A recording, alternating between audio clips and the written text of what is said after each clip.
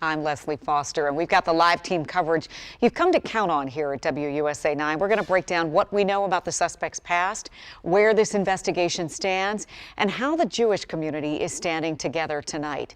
But first, let's begin with Rafael Sanchez Cruz, who was just in that update we received from D.C. leaders, including the mayor and the police chief. Rafa, tell us a bit more.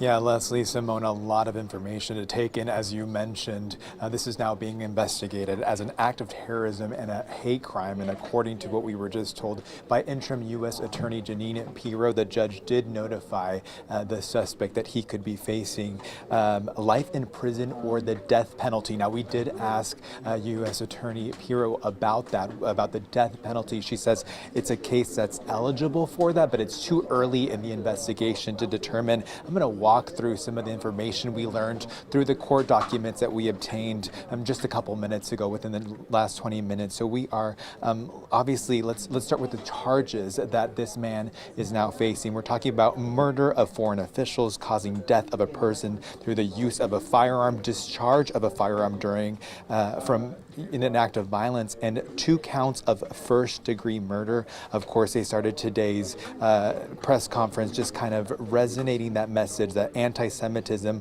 will not be tolerated here in the District of Columbia. But more into the details about Elias Rodriguez from Chicago, who is now facing these criminal charges. According to what I was reading, Rodriguez told an officer he, quote, did it, and that he was unarmed. And throughout the times that he was talking with police, he said several things. He said, quote, I did it for Palestine, I did it for Gaza, I am unarmed, end quote. And then he was also seen hearing and screaming from the museum, free Palestine. Now, more information into what Rodriguez told officers when he was taken in custody is he did also express that he was supportive and inspired by the man who set himself on fire last year in front of the Israeli embassy. He called him a martyr, and he actually admired the actions that he had taken. We also learned today that Rodriguez actually flew in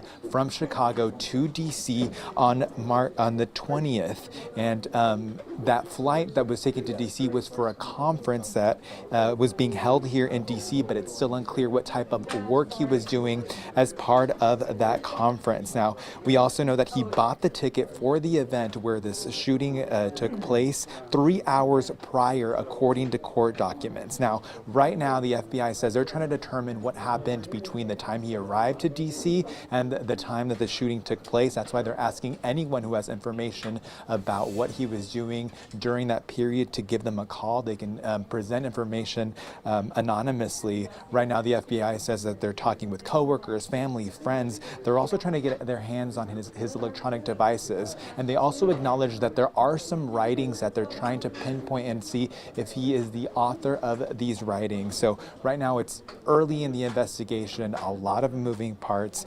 They did also emphasize that there's nothing in his criminal record to indicate that there was an alert or a red flag to the FBI to let them know that something like this could have happened. Now, this is, of course, prompted a lot of security concerns in D.C.